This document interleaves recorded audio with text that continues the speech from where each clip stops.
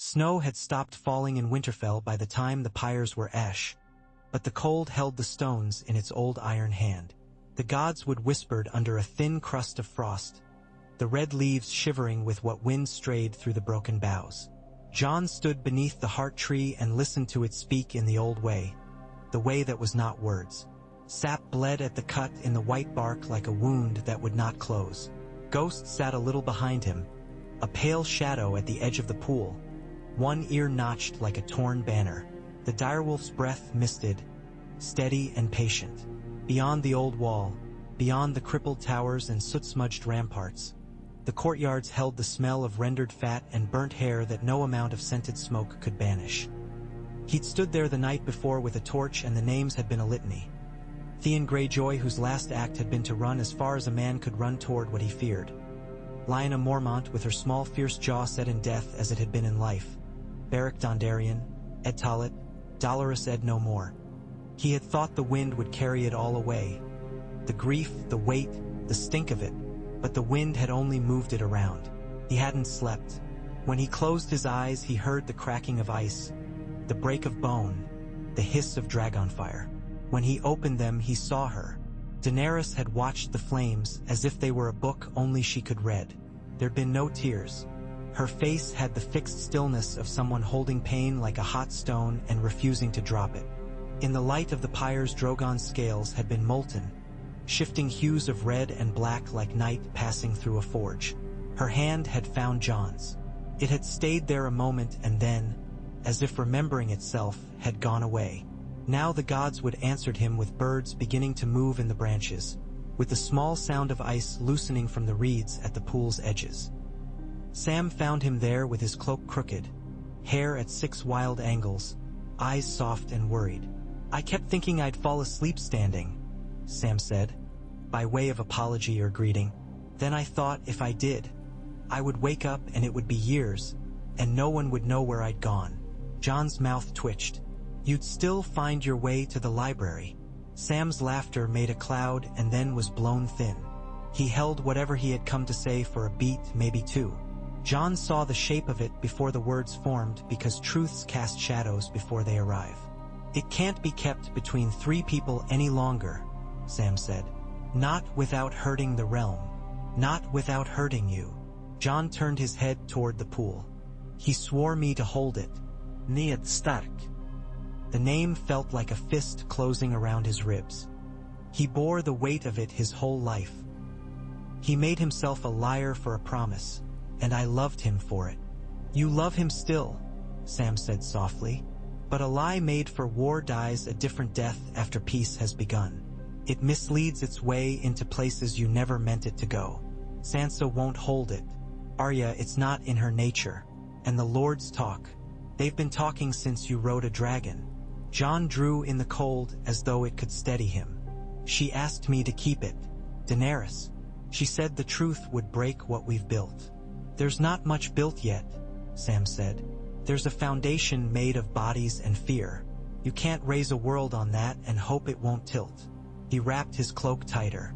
"You always did the thing that felt like it would unmake you. That's why people follow you, whether you want them or not." Jon watched a leaf peel off with the wind and land on the water, leaving a ripple that made the heart tree's reflection shiver. "If I tell them, there will be a choice." "Yes," Sam said. "She may think I mean to take it all from her." "I can tell you what you mean," Sam said. "But you know it already." Jon swallowed and felt it scrape all the way down. "I want them to choose. Not just the North, because I love it. All of them. Every lord who has seen too many winters and every boy whose father did not come back from the South. I want them to choose the shape of their world. If that is her, then I will bend every knee I have left to her. If it isn't..." He did not finish. He did not need to. Ghost raised his head as if he'd heard a sound only direwolves could hear. "Then make it so," Sam murmured. "Words are where it begins. Vows are made of words."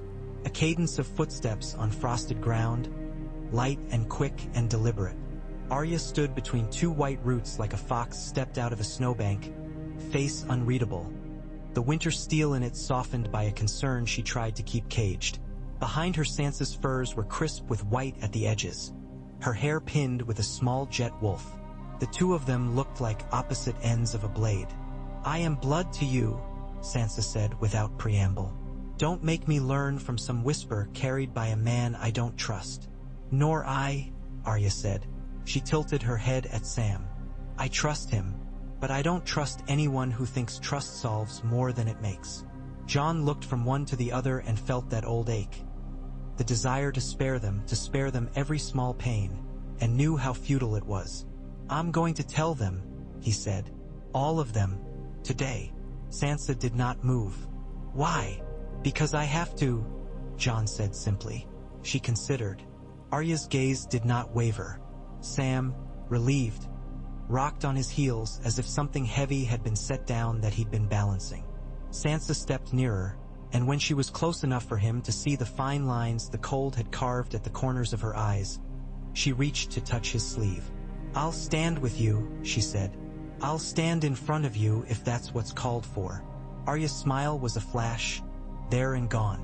"In front of him? You'll have to argue that with me." "You can both have the first step," Jon said. "I'll take the second."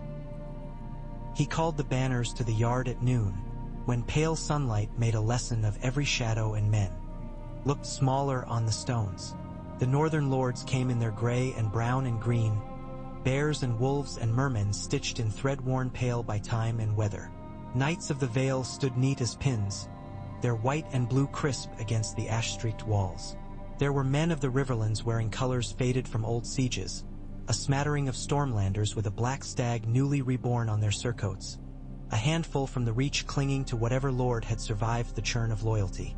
Yara Greyjoy stood with damp in her hair like sea spray, arms folded.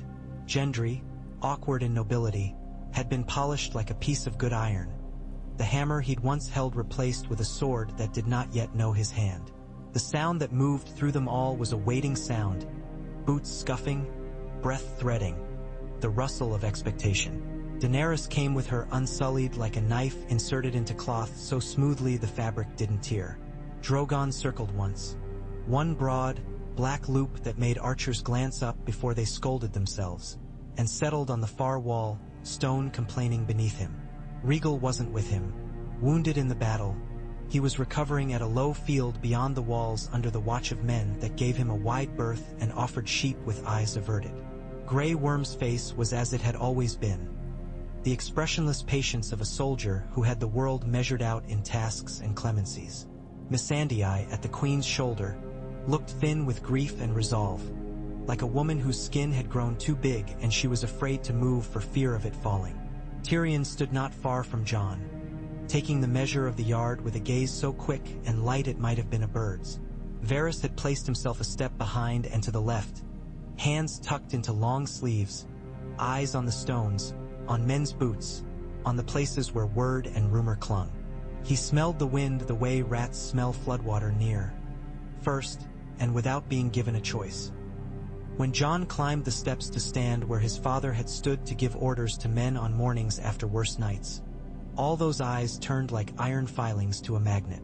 He felt the weight of it and refused to be bowed. He kept the truth in his hands like a blade he had been told was sharp and precious and terrible.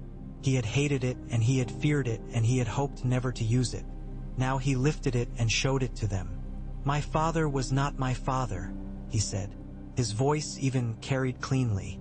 "I thought I was born in dishonor, and I have carried that as a man carries his name. Eddard Stark called me son and raised me as his blood. He was not my father. My mother was Lyanna Stark." He saw the ripple move through faces, familiar and not. Young men whose mothers had told them stories of wolf maidens with eyes the color of the winter sky. Old men who had stood beneath banners for kings who were dead now, their names turned into toasts and curses. "My father was Rhaegar Targaryen." Daenerys did not move. Drogon shifted on the wall. The yard was full of absence where sound should be. Somewhere a horse stamped and blew and then went still again. Jon kept his voice steady. "They were married, by a septon with vows and witnesses. My name at my birth was Aegon Targaryen." He looked at faces one by one. Royce, carved of good stone. Manderly like a winter ocean. Glover, as if he'd swallowed a lemon whole and was waiting for it to kill him. Yara with one eyebrow arched, measuring for advantage.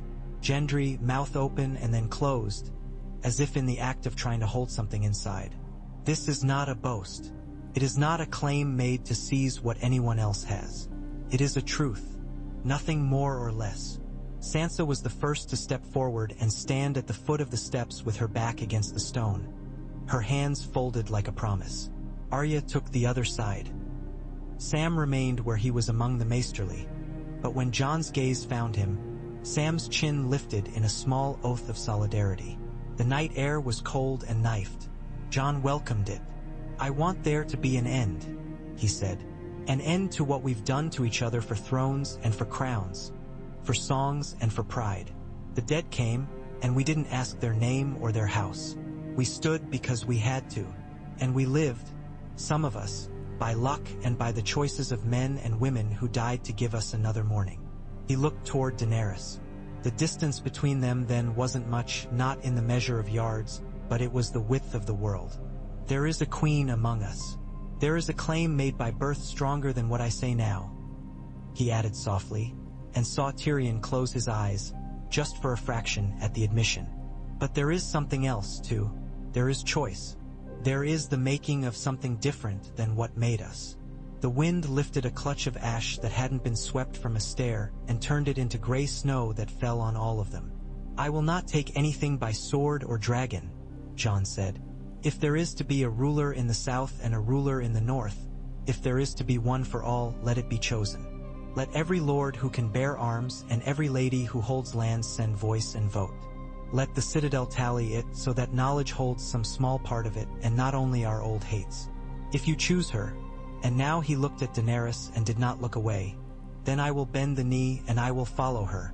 If you choose another, I will follow them. But if we do not choose, then we only pass our war forward, like a fever we aren't brave enough to sweat out. I will not do that. I tell you what I am because there is no other way to ask you to do what I ask." He let silence come and fill the yard, let it become heavy enough to shape. Daenerys came forward when he had finished. Her face was unflinching. "When a man wishes to break a wheel," she said, and her voice had heat in it, "he does not ask the spokes if they consent." She lifted her chin. "But you are not wrong. You think me a tyrant if I will not allow it. Very well. I do not fear what is chosen in the open. I will stand before who stands and I will tell them what I have done and why. And if they choose me, it will not be because they did not know what fire means." Grey Worm's jaw shifted a millimeter. Tyrion let out the smallest breath. Sansa's eyes were sliver cold. "And if they do not choose you?" Daenerys looked at her as if measuring a blade. "Then I will have to decide if I am what the world says I am when it hates me." "And are you?" Arya asked, quiet as a knife sliding free of a sheath. Daenerys did not lower her gaze. "We'll see what the world says first. It was Varys who made it a thing that could not be put back." Within an hour ravens were being bidden into the air with strings tied to the feet of messages he had written in a neat, unassuming hand, the sort of hand that looked like it would apologize if anyone saw it. It did not apologize for its words, which were simple in the way timber is simple when it is already a beam placed across a span. "Aegon Targaryen yet lives. There is a claim that predates the usurper and the boy kings and all the ashes of their work. The North has called for a great council. Will you be counted among the voices that build a peace, or will you let it be built without you?" The maesters muttered among themselves like ravens learning a new call. They argued precedents and recited in small fervors the names of gatherings that had chosen heirs long dead. Harrenhal in the 101, when a realm wilting from a long reign had pressed its thumb to a scale and called it justice. An assembly at Old Town when the faith had rattled its chains, when words had been sharp enough to cut throats. Sam stood with his hands open in debate and persuaded them, one by one, that this would not be a theft of their authority but a gift of meaning to their ledgers. They sent ravens because sending ravens was a thing maesters knew how to do, and to do a thing you knew how to do in a world so changed that nothing else seemed stable, that was worth pretending it was duty. The Vale answered first, as if the air were clearer up there and words flew faster. Lord Robin wrote in a quick, ornate hand that he would come with Lord Jon Royce to stand as his strength, that he liked the idea of choice because he knew what it was to have had so little of it. The Riverland sent word by 3 different ravens, each from a different holdfast nursing wounds upon wounds. One had Edmure Tully's precise signature, the others had the rough church letters of lesser lords who did not care for elegant script so much as for an end to men walking into their grain with torches. From the Stormlands, the reply bore a stag impressed with new wax. Gendry had asked someone to show him where to put his seal, and when the wax dried it had tilted to one side, the stag leaning into the future as if already about to run. The Reach's response came in pieces, each lord claiming a vine that wrapped another. Hightower sent long sentences that sounded like tower stairs turning. There was a small note written in a neat, spare hand from a Tarly cousin who had taken up the name and the seat in the collapse, respectful, grieving the way men grieve when they inherit a title and a house that are both half-broken. From the Iron Islands, Yara wrote that she would come and that words were not iron, but sometimes they were anchors and sometimes they were sails, and she would see which these proved to be. Dorne sent a letter with a sun scarlet enough to be a wound and a name the North did not know. The words declared neutrality, curiosity, and a memory long and implacable as the deserts that made it. From King's Landing came nothing for days, and then a raven limped into the rookery with a feather missing and a message in a jagged hand. The Queen in the capital does not recognize any council that does not begin and end with her will. It was signed with a lion's paw, the scrawl of Cersei Lannister's proxy or scribe, with a smear where the quill had sputtered. It might have been wine. It might have been blood. Tyrion received it with 2 fingers and then held his fingers away from his cloak until Sam passed him a cloth. "She will not come," Tyrion said. He sounded weary, which in him meant he had run the sums to the end. "She cannot hold us from meeting," Sansa said. "We do not need her to choose." "She can send a knife wrapped in parchment," Arya said, and smiled in that way of hers that was not teeth so much as warning. "We'll convene at Harrenhal," Jon said. The word settled on the room like a raven taking perch. "It's the center. There's room for all our grudges to fit beside our banners." "Harrenhal is cursed," someone muttered. "Everything we have left is cursed," Davos said from the corner he'd occupied with grim stubbornness, like a man who still kept a careful ledger of the candles he owed the mother. "Choose the place with the best roof and the least rats." "Harrenhal it is," Tyrion said, the faint curl at the corner of his mouth a thing like gallows humor. "I fin y admira cursaplaces." "They remind us we've been warned." They moved like a caravan of wronged and weary people through late spring that had not yet admitted to itself it would be summer. The land between the neck and the trident had new green on it and old scars. Villages wore bandages of fresh thatch. Some fields lay fallow with a kind of stunned quiet, as if wondering whether to risk being the sort of field people would notice again. They were followed by crows like punctuation at the end of every line of men. It rained 2 days out, and on another day the sky was a flawless blue that made men want to sing even if they couldn't. Daenerys rode sometimes beside Jon and sometimes apart. When she was beside him she asked him questions that were ordinary and human, what sort of apples grew in the north and whether he had ever eaten oysters in White Harbor, and he answered them. When she rode apart she had the look of a woman choosing between rooms in a house where every room had a window that looked on something that hurt. Grey Worm hovered near her in a way that did not crowd, which was a skill of his. Missandei did not hover at all but took her place like a quiet second heart. Varys sent men ahead as spiders send threads. Tyrion played at Syvas with Davos around campfires and allowed himself, now and then, to lose. Arya disappeared twice. Once to scout the road and once because she had seen a fox that looked like it might be interesting to follow. Sansa practiced talking to men who wanted to talk only to themselves until she could coax them into doing otherwise, which was a political art older than Dragonfire. Sam rode with the maesters, absorbing their curriculums and undoing them with questions until even the most puffed became light. Ghost patted the edge of the host, his eyes catch-lamping in the gloaming, the most constant thing Jon knew. Harrenhal rose from the edge of the gods, like the carcass of a god that had fallen there and been burned to bone. Its towers had slumped as if with great weariness centuries ago and had never stood straight since. The air in the halls was forever a few degrees colder than the air outside, and the stones exhaled old stories. On the lake, mists braided together in the mornings into ropes that tugged at the reeds. The children of the place looked at the arriving men as if this were a pageant staged for them, and they were both bored and pleased. When they unfurled the standards in the great yard, they made a tapestry of grudges. Wolves and lions, suns and krakens, stags and roses, though fewer roses than anyone had expected. There were banners Jon did not know, too, stitched by women into night after the names attached to them had been cut down. A strip of linen the color of old bone marked the place for a holdfast that had no thread, only the memory of it. The men from the citadel set tables. The servants of Harrenhal aired out rooms and swatted at moths. Regal came to perch on a broken tower low enough that the wind struck him with less force. His wing, still healing, flexed in increments, a map of veins and firelight beneath the membranous skin. Drogon circled twice and chose another tower, higher, as if to declare that what was his would be measured in the world's fear if not in its welcome. The first night they arrived, Jon walked the courtyard as the last of the light went down like a ship and found Tyrion standing in a doorway that had no door.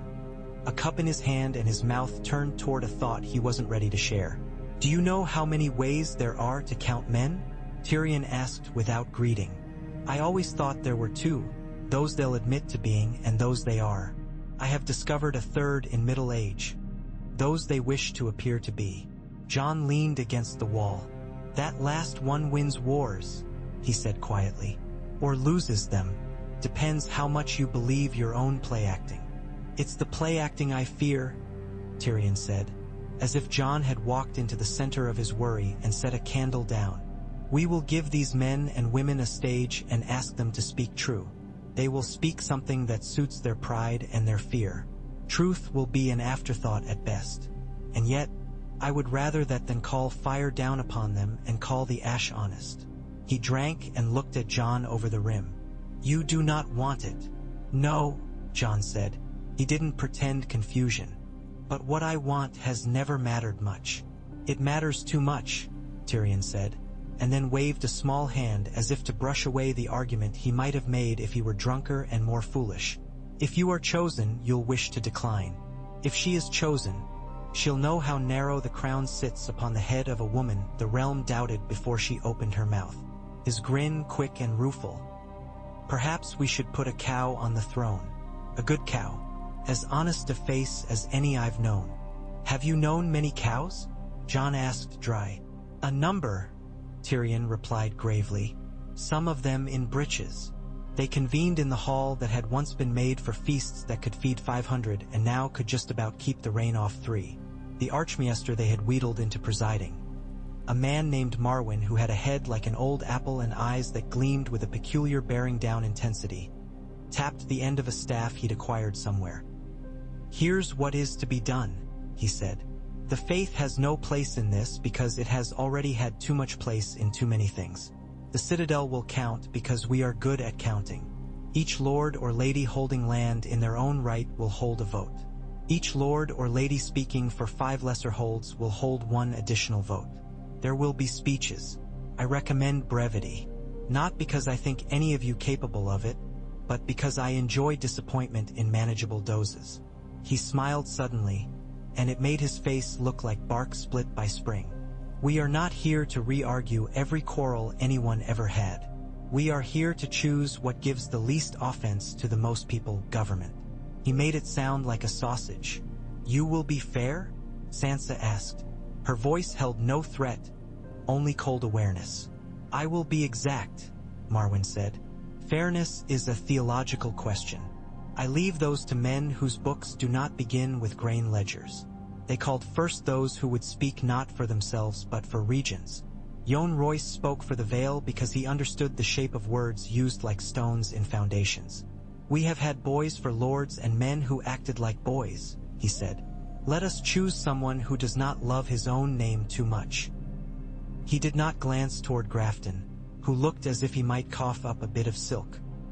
Edmure stood for the Riverlands and spoke of ground trod by too many boots, of barley that had not stood long enough to be cut before it was cut to the roots by soldiers' greed.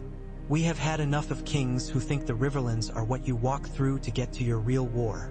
he said. We want to be something more than a road.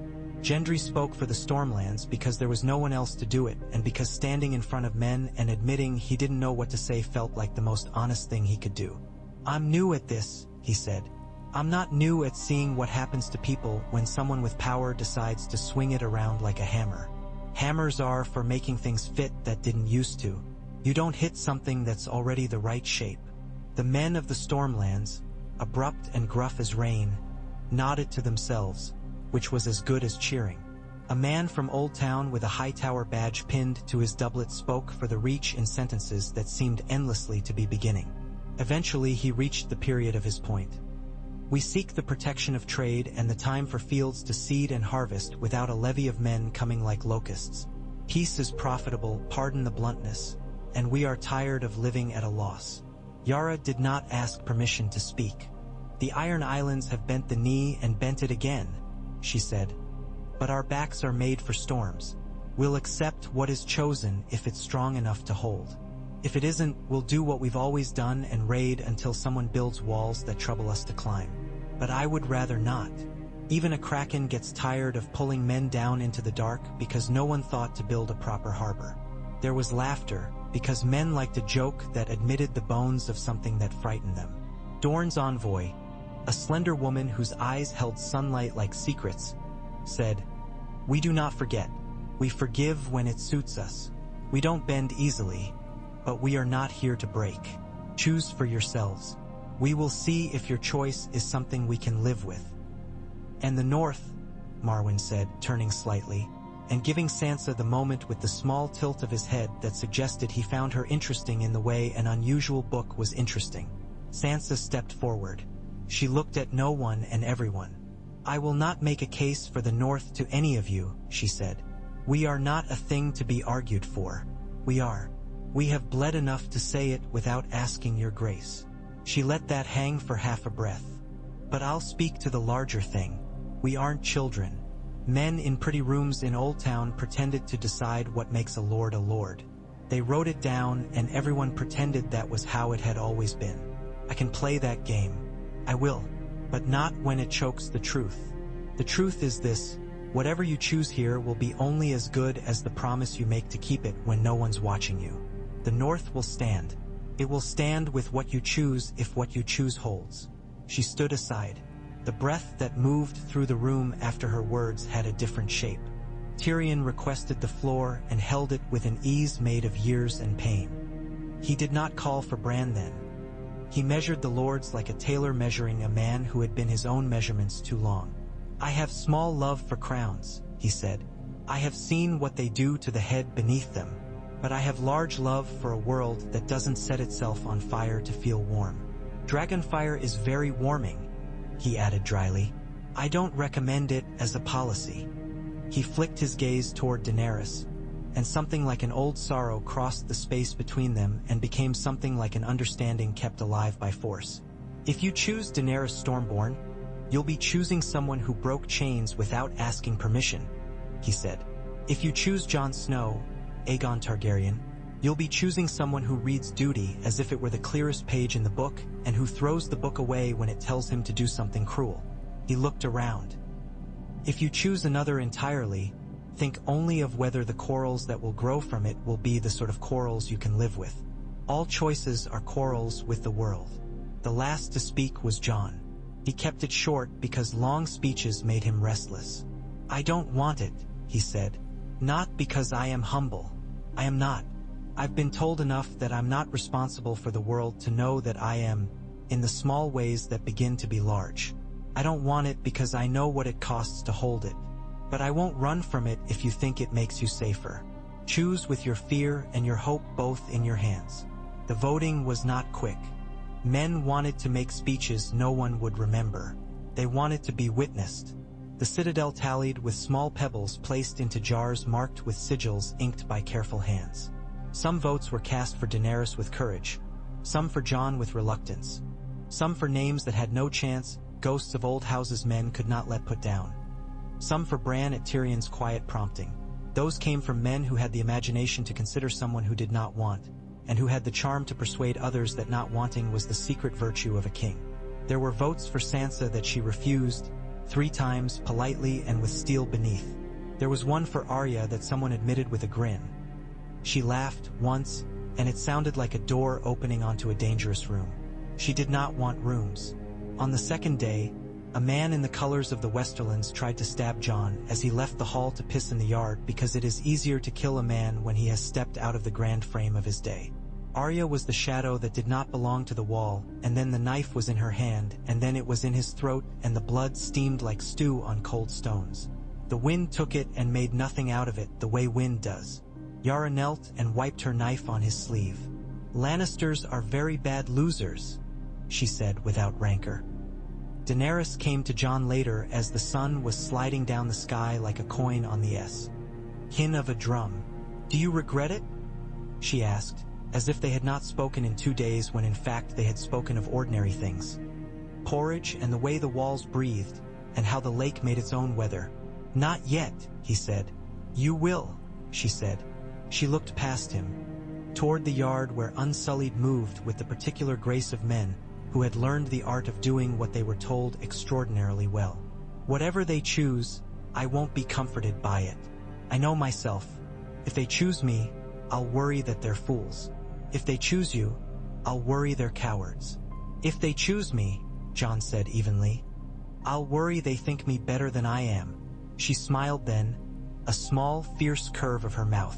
"That you are," she said, "is what I worry about."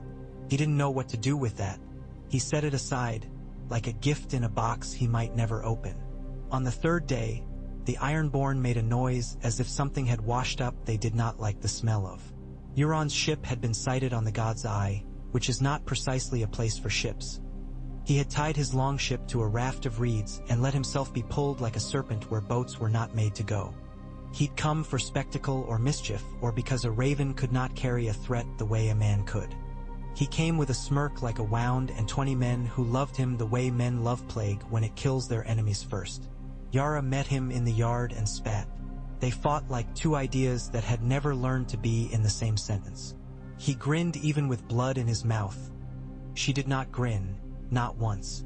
In the end, he was gasping under her knee with 2 knives at his throat and an expression like a boy who discovered he did not enjoy a game as much as he'd thought. "I came to speak for the Queen in the capital," he choked. "I came to remind you that she holds the city and the throne, and your little counting game is something we'll piss on." "It's easier to piss on a counting game," Yara said, "than it is to beat it." She looked at Jon. "What do you say?" "Bind him," Jon said. "Send him back with a letter with as many big words as the maesters can put on a page, saying that we are speaking with one voice and will be done soon and will come next for the truth that sits on those stones. Do not harm him," he added, and looked at Yara until she nodded with exaggerated patience. "Let him carry our promise with his neck unbroken." Euron laughed, even with blood running down around his ears. "Soft," he croaked. "Soft is what you are."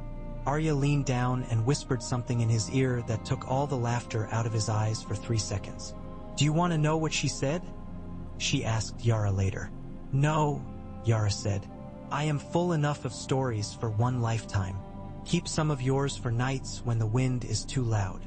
On the 4th day, the votes were counted again because men distrusted numbers when they were not theirs. This time the Citadel sang the Tally House liturgy, which is to say there was humming and the placing of pebbles felt like a ritual. On the 5th day, Tyrion stood and asked if the Crownlands could be taken as a separate question, since the city would not answer a summons and someone had to speak for the small folk who did not have banners. "Who speaks for them?" Edmure asked, not unkindly. Tyrion lifted his cup. "I do," he said. "Not well. No one does. But I have listened to them when I have been sober and drunk, and of the 2, sober was better." Sam stood beside him and said, "We'll form a council of guilds. The city has always been a thing apart, swallowing men and then spitting them back out. Let it have a voice of its own made of many voices. Let this not become another parliament no one wants to attend," Marwyn said with pleasure at the complication. Daenerys spoke last. She did not talk about destiny. She did not mention prophecy. She listed the cities where she had given men their voices and admitted the ways in which those voices, once freed, had not always sung the songs she wanted. She did not apologize for the way she had unmade the men who had nailed children to mileposts and called it order. She made herself not look at Missandei when she said the word children because it left a salt taste in her mouth to speak it. She kept her hands still. She did not look at Jon. "If you choose me," she said, "I will spend whatever is left of me until the shape of what I have done is something you would not be ashamed to say is yours." She lifted her chin. "If you do not choose me, I will not promise you I will be content. I will promise to decide what I am in the light of what you are." In the end, the jars told a story of the world as it was. There were enough pebbles in the jar with the direwolf dragon scratched on its side to make Marwyn pause and count twice. There were nearly as many in the jar with the three-headed dragon, and nearly enough in the jar marked for a boy with eyes like a windless lake to make Tyrion rub his nose and look as if he'd swallowed something bitter but good for him. There were some pebbles in a jar that had a rose burnt onto its wood by a reachman as an act of stubborn romance, and another handful in one with a lion scratching that looked like a cat drawn by a child. Marwyn lifted the jars, one by one, and declared, "By the count of the citadel and the consent of those gathered," he said, "and pending contestations which will not be heard unless they differ from the quarrels already voiced, of which there are many. This council names Aegon of House Targaryen, called Jon Snow, as king over the 6 kingdoms, with the North sovereign under Sansa Stark, queen in the north. We recognize a confederation of mutual defense, trade to be negotiated, ambassadors exchanged in the old style when kings wrote letters in their own hands. We name Daenerys Stormborn, if she will accept it, as protector of peace and mistress of the dragon, a title to be shaped and made yet. We name Bran Stark as King's Sage, to be consulted when men are tempted to be stupid in new ways. We name a small council to be chosen by the king and ratified by the lords gathered. We name the City of Kings Landing to be administered by a council of guilds. We name the Riverlands Tired, the Vale Stubborn, the Stormlands Wet, the Reach Hungry, Dorne Proud, and the Iron Islands Loud. There was laughter, a ragged thing that broke and reknit itself like cloth under strain. Jon walked toward Daenerys through a noise that might have been cheering or might have been the sound the air makes when two different weathers meet. He went to his knee because he had said he would, because the boy he'd been and the man he was both required it of him. He lifted his head and met her eyes. "I won't take it if you say I must not," he said low enough for only her to hear. "Say it and I'll say no." "Say no to them," she said. Her voice, in that small moment, had no queen in it. It was only a woman who had been left alone too many times offered a terrible gift. "You will make them a thing you are not, and you will hate them for it, and they will never be safe. Don't make that our story." His eyes changed, just a fraction, as if he had been woken gently. "What do you want?" he asked. She looked up at Drogon, who watched with one lid dropped, and then at Jon. She saw him as if he were halfway between a stranger and the only thing in the world that was not a stranger. "I want something I do not know how to name," she said softly. Then, and louder, "Take what they gave you. Make it what you said it would be. Break it if you must to do that. I'll not stand in your way. I'll stand where I can do the least damage." "Stay," he said, surprised him as if someone else had spoken. She looked at him a long time, and then she shook her head. "Barely. Not near," she said. "Not until I know the shape of myself." So they did the thing that seemed impossible days before. Sansa knelt and rose a queen with a crown that might have been a wolf seen in the corner of the eye. Wolf enough to mean what needed to be meant. Jon stood and had a crown set on his head that was not made of swords or the memory of them. It was iron, yes, and it was cold. But it had been hammered by a smith who knew that men's brows were fragile and that weight could not be allowed to crush. The cheers came because men like moments that tell them they will not be asked to invent glory every day. Tyrion became hand again because he had the unromantic habit of being right often enough when no one wanted to hear it. Davos found himself named Master of Ships and looked down at his hands as if to ask what they had done to deserve it, and then met Jon's eyes and nodded once, as if to say that the world had offered him lemons and he had made something that stung less. Sam was given chains and the keeping of the king's book, which he'd been writing in his head for years. Brienne took White and stood at the head of a guard that was not called the King's Guard because the North would have found it presumptuous. They called it simply the Guard, and it made the men beneath its name proud without making them foolish. They marched on King's Landing not with siege towers but with letters and promises and the dragons flying above in long, slow arcs that meant, "We might not burn you if you do not require us to." Cersei held out for 6 days, which in a city is a season.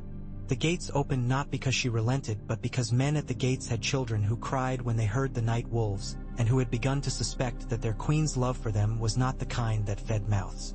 The bells rang. Jon flinched at the sound because bells had rung and then the world had burned in another telling. He drew a breath and held it as if to keep the city from burning simply by refusing to exhale. Daenerys did not come into the city.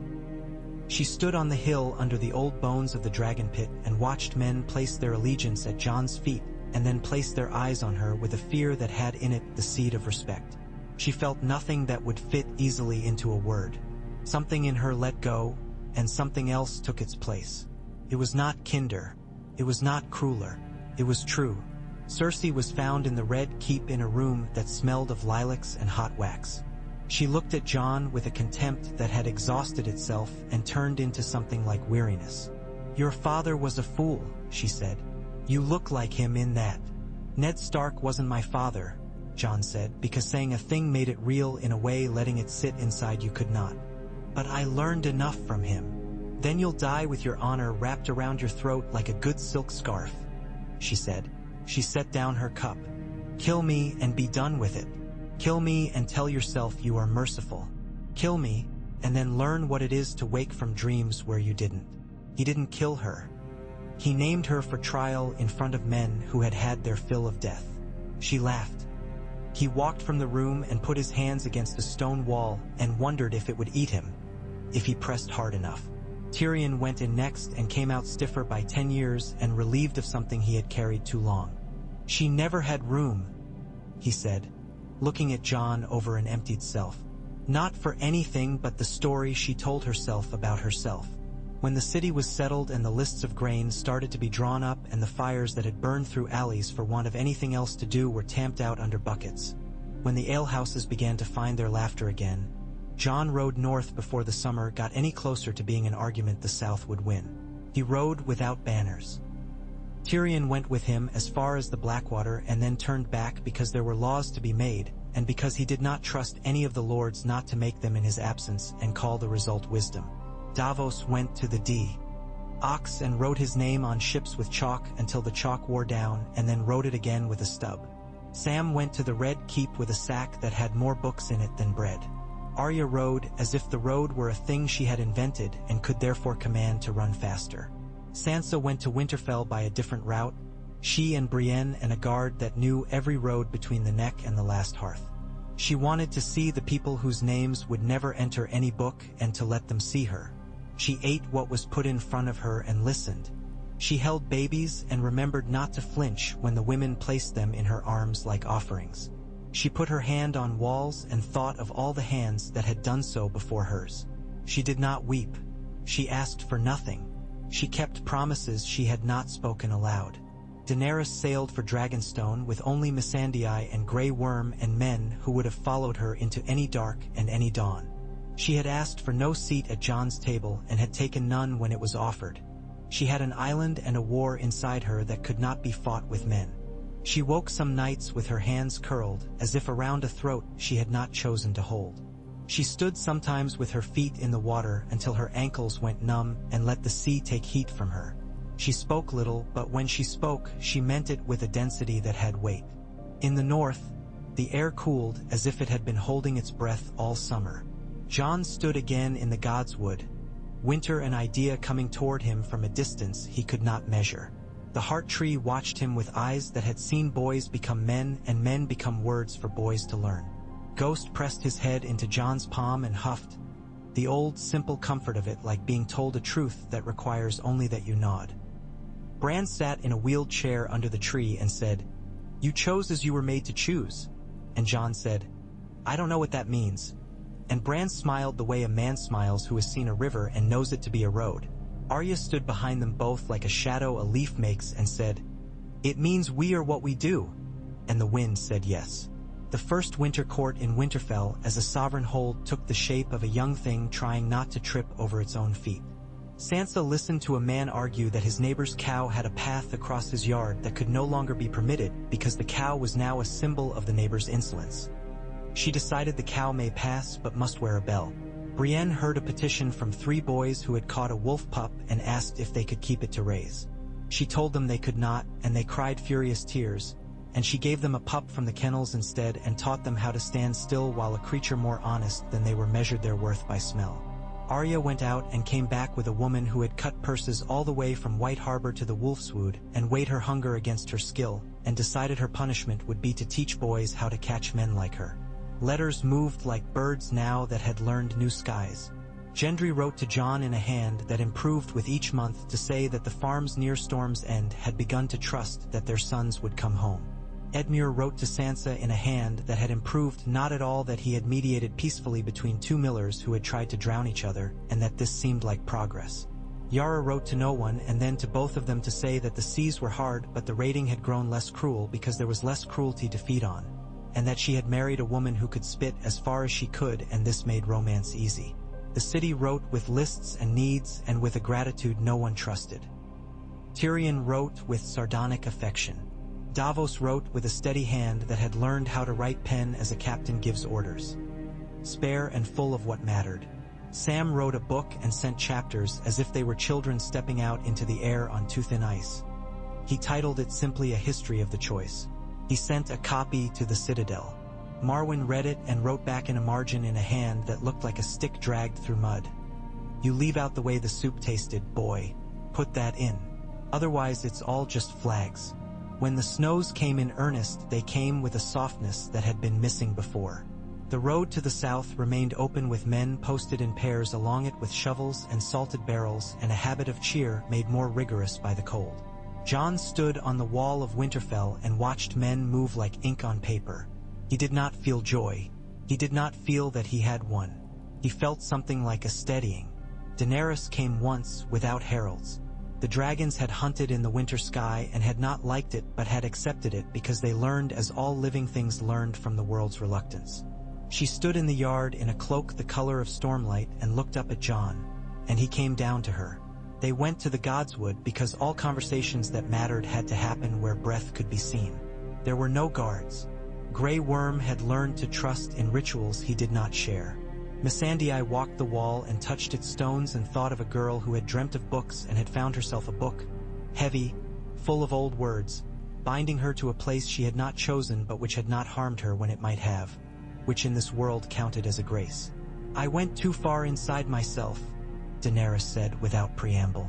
I am not sure I've found my way out yet. I burned too much of myself trying not to be what I could have been, Jon said, and almost smiled at the seeing it.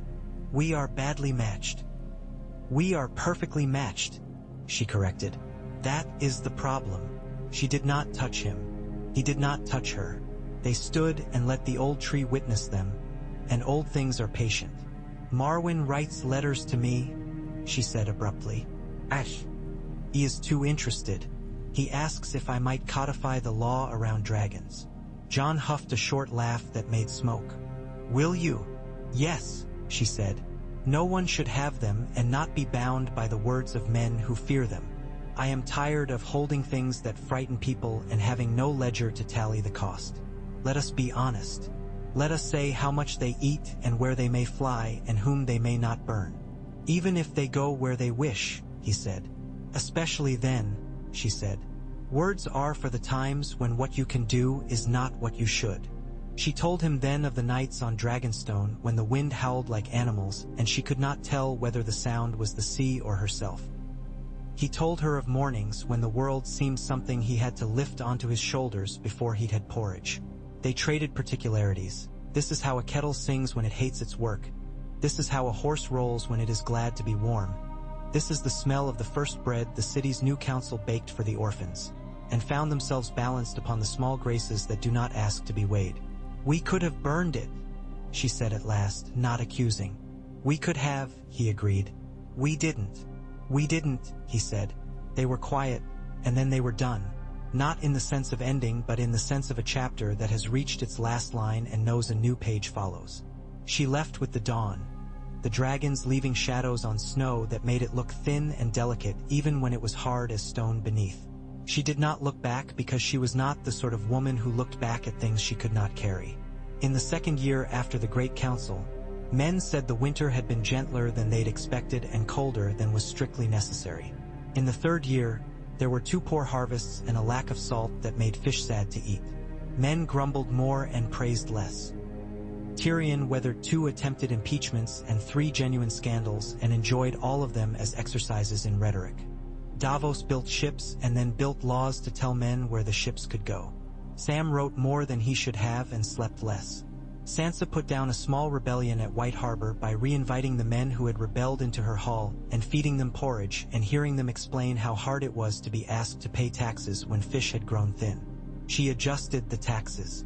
The men went home and told their wives that the queen in the north was exactly as hard as porridge and very nearly as warm. Arya went east in a small boat with 1 man and 1 woman and a bag of knives and did not write for a year.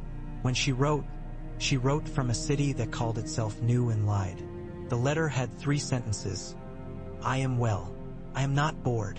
There is a man here who teaches crows to count. Sansa read it aloud and then folded it and put it in a box with hair ribbons, and no one was allowed to ask whether she had wept. Jon dreamed in red and white and woke to the sound of a raven knocking at the window and let it in and thought not of omens but of seed orders for the spring. Daenerys set laws down that made men curse and then made them say thank you with their mouths full. She taxed the islands for the care and feeding of dragons and used the coin to build schools. She hired men whose job it was to say no to her and only that. She taught herself to sleep like a person who did not fear her dreams. She failed at it and then succeeded and then failed again. She learned to be a thing no one had named for her, and because no one had named it for her, she named it herself. She wrote it in a book for herself and closed the book and put it on a shelf and forgot its title, which is how you know the thing has become part of your bone. On a night in the 4th year when the aurora came down like silk torn into strips and laid across the sky, Jon stood at the wall and felt the world wobble into a kind of balance. He had made mistakes. He had exiled 2 men who had only been guilty of obedience and had forgiven 3 who had deserved exile. But the measure of his days, tallied in Marwyn's dry hand and in the prayers of men who hated praying, came even. He put his palm on the stone and felt its cold like an old friend. Ghost pressed against him. Somewhere, across more water than he had names for, a girl with his sister's eyes was teaching a boy to throw a knife by telling him what happened to boys who missed. Somewhere, in a city made of old stones, a woman with hair like fire and eyes like storms was reading a book she told herself she would not read and then closing it and going to stand at a window and thinking, "It is not warm enough, and it is enough." The Great Council became a story small boys acted out with potatoes for sigil stones. They put pebbles in jars and argued with fists and then grew bored and went out to play in the mud. Men older than those boys told the story as if it had always been what happened when 2 claims met. The Citadel wrote a chapter on it with headings and subheadings and footnotes that lay like minnows under the surface. The Faith preached a sermon calling it the Hand of the Seven, which made the small folk feel better and made Tyrion cough into his cup for 3 minutes. And yet none of that was the thing. The thing was this: in the hall at Harrenhal, where the air will always be a little colder than outside, where the light is forever a little dimmer, and where laughter sounds like a thing pulled from under something heavy, men had put down stones into jars with the knowledge that they were choosing to make themselves less dangerous.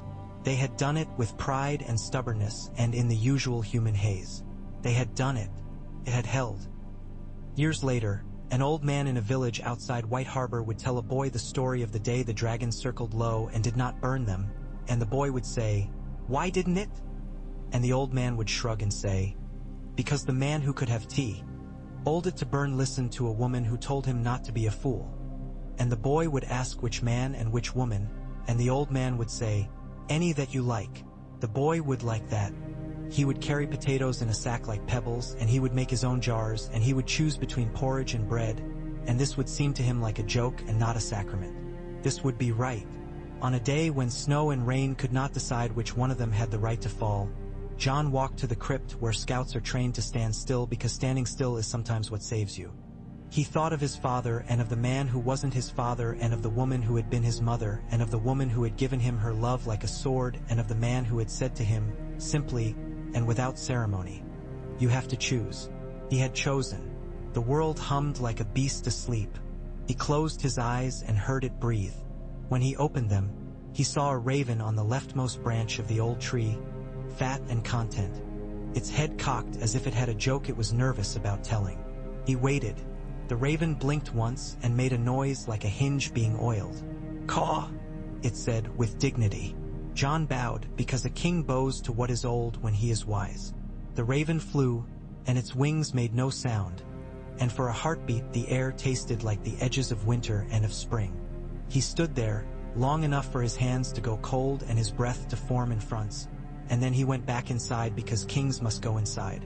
There were eggs to be counted and roads to be mended and disputes to be settled about a cow, and none of that was smaller than crowns. In the hall, the fire burned with a stubborn steadiness. He warmed his fingers and went to work.